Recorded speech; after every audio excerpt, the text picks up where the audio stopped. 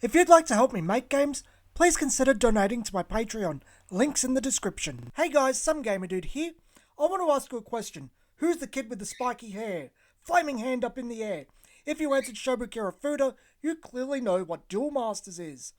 I've talked a fair bit about Duel Masters on this channel before. As like living proof and the guys over at TCG Buzz, it's one of my favourite games of the past. I want to do a couple of videos on Duel Masters, starting with today's history of the Duel Masters TCG. Duel Masters has its origins in 1999 and Magic the Gathering. Duel Masters started as a manga by Shigenobu Matsumoto, developed to promote Magic the Gathering in Japan, which had never been massively popular in the region. In the first 6 volumes of the Duel Masters manga, Shobu, Kokujo, Mimi and the gang actually played Magic the Gathering, rather than their own game that they would eventually play. The name Duel Masters is said to come from a development name for Magic the Gathering, though I can't find a source. Magic was at one time going to be called Mana Clash, so maybe Duel Masters was on a list before they tacked The Gathering onto Magic. This is only part of the story, however.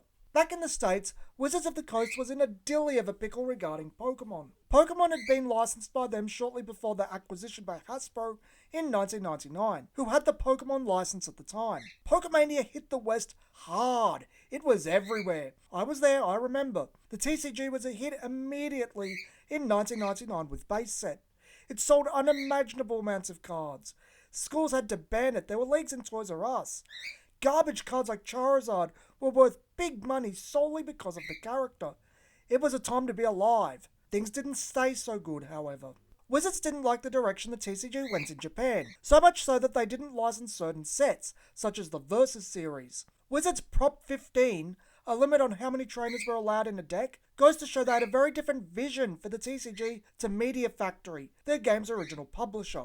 Wizards wanted to make their own cards, to make more competitive focused sets, something Media Factory hated the idea of and fought against for the entire Wizards tenure, creating friction. Dark Raichu is the only Wizards made card in terms of text, and Promo Mewtwo is the only card with a Wizards artist. Pokemon declined as a game rather rapidly. The gym sets were never as popular as the first 4 sets, Base, Jungle, Fossil and Rocket.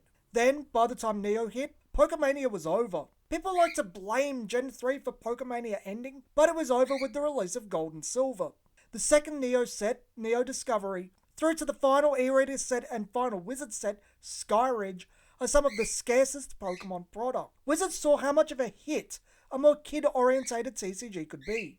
They saw how popular Japanese properties could be. They wanted one of their own. Enter Mike Elliott. I should really do a video where I just talk about Mike Elliott for a while. He is that prolific. But he was the lead English localizer for the Pokemon TCG at the time. He got his start at Wizards of the Coast by telling their representatives what was wrong with Magic, going on to design a slew of sets and mechanics, the most interesting one being Slivers. Slivers started as a fan set of his.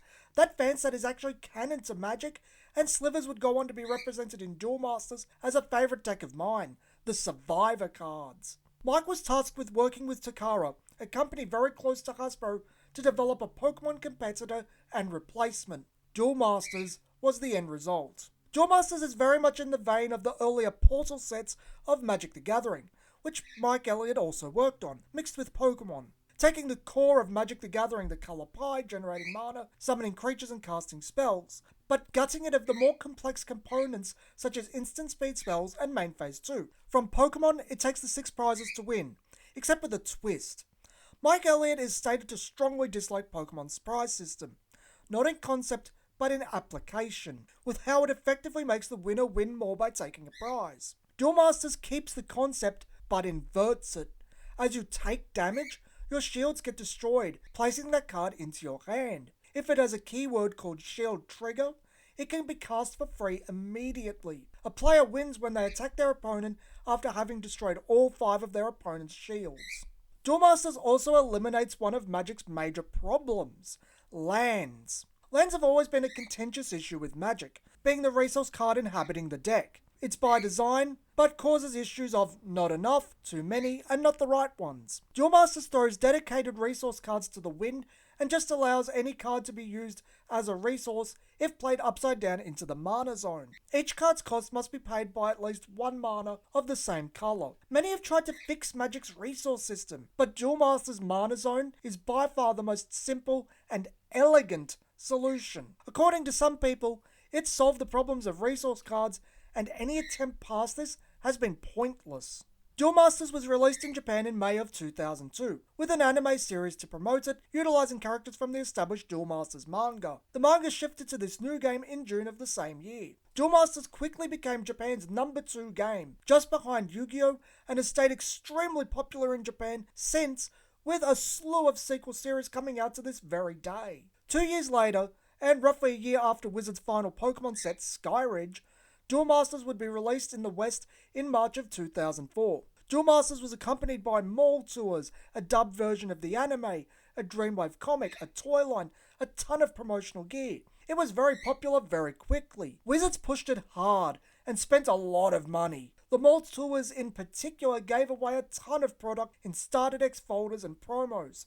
McDonald's had promo toys and cards. Wizards even went to the extent of changing cards that were problems in Japan so that the West would have a better play experience than Japan. This all went to waste, unfortunately, as Duel Masters' English release would be discontinued in November of 2006 with its 12th set, Thresh of the Hybrid Mega Creatures.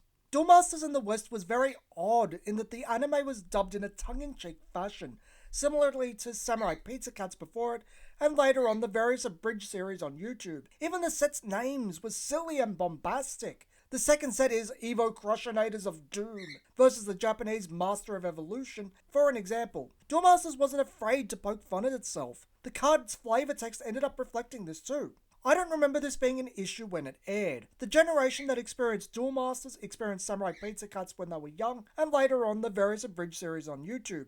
I don't remember hearing anyone complain about it till it was in retrospect. It's always been a point of discussion why Duel Masters died in the West, as it took people off guard. Suddenly Block 3, what in Japan is called the Holy Fist Saga, wouldn't be completed with the 13th set and the game is gone. Sure, the game had declined, but no one saw the end was near.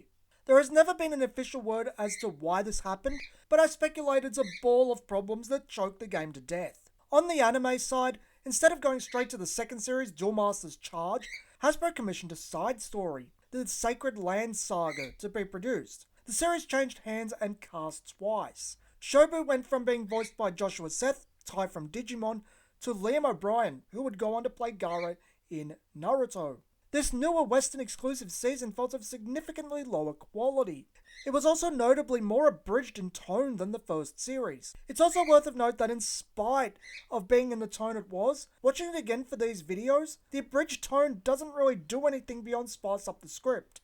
You will not see anything Team 4-star tier here that is instantly quotable, except maybe Dr. Root in the final episode of Season 1 if you like Survivor cards like me. The dub, and the show for that matter, simply isn't memorable outside of the English opening. There isn't a heart to bust through the poor dub. The dub lacks character. It's a mediocre show. While I haven't a clue as to why they chose to dub the series in the tone that they did, the move to the Sacred Lands as Season 1.5 is most likely caused by how Duel Masters is produced in Japan. The series is one of the earlier half-episode anime I can think of, being about 12 minutes per episode from Duel Masters Charge onwards. For this reason, it was necessary at the time that episodes be merged. This resulted in the 52 episodes of Duel Masters Charge being turned into a 26-episode run of Duel Masters 2.0, of which only 13 were dubbed. On the topic of the cards, things are a bit more complex. Duel Masters was very popular for the first block of sets, the beginner block, DM01 through 05. Then there is a sudden nosedive through the second block, and the game ends before the third block is complete. What happened? I said it was a ball of problems, here's the ball. Duel Masters never hit the strides of the big three. It was more popular than Pokemon Neo or E-Series, but it was never Yu-Gi-Oh! Magic or Pokemon Gen 1. Yu-Gi-Oh! Retained its popularity and still does. Pokemon came roaring back with the phenomenal Advance series of the TCG, widely considered to be the game's golden era. Wizards wanted Pokemania for their investment, and it simply didn't happen. Duel Masters also came out in an era where the internet was becoming commonplace. I was on the forums at the time playing Duel Masters Civilization, the fan sim of the day. Not only did we know of what Japan had, we knew of the problems in Japan and the changes Wizards had made. Back in Japan, the OCG had hit a real snag with Bulbasaur the Matchless Dragon Mech, or his English name, Bombazar Dragon of Destiny. This card ravaged Japan, taking up absurd post 50% appearances on tournament results, leading the game to what is seen as a dark age. It took a year for it to be touched, another year for it to be banned completely. Afterwards, Bometeus Sapphire Dragon did much the same. While Wizards of the Coast had dealt with problems prior, replacing problem cards with nerfed versions, no statement was made on Bulbasaur, and when it came out as Bombazar in Set 10, Shockwaves of the Shattered Rainbow, it came out intact. You can actually mark the decline with what Japan considers to be the worst set of the game, DMO7 Thundercharge of Ultra Destruction, a set where all the foils are considered to be hot garbage. This was about the time I noted people losing interest and the game declining into nothing. There are also issues regarding Wizards themselves and a rather extreme attitude problem at the time.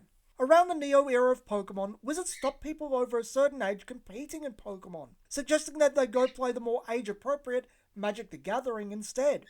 This continued with Duel Masters. This mentality, while it does have some logic behind it, completely ignores that these two games have a very different feel to Magic and appeal to people in a very different way. This has always rubbed me the wrong way, and why for a long time I wouldn't touch Magic. Wizards of the Coast would attempt to try to revive Duel Masters as Kaijudo Rise of the Duel Masters in 2012, what is quite possibly the worst run mainstream game of all time, topping Force of Will. I won't go into it now, but it lasted about as long as Duel Masters did in the West. It also died for more reasons than Wizards of the Coast, but Wizards was most of them. Duel Masters still continues in Japan, and you can still play it for free via Octagon. I don't think we'll see it in the West again, but its legacy is interesting. Mike Elliott would go on to design Battle Spirits for Bandai, an extremely popular game in Japan that also died really quickly in America. Not sure if it was sold internationally. Ryan Miller, a Duel Masters designer, would go on to make Chrono Clash System, a game with a great deal of similarities to Duel Masters, also for Bandai. Duel Masters is also by far the most influential game of all time, as most games to come out of Japan today take a lot of influences from it, from mechanics to art.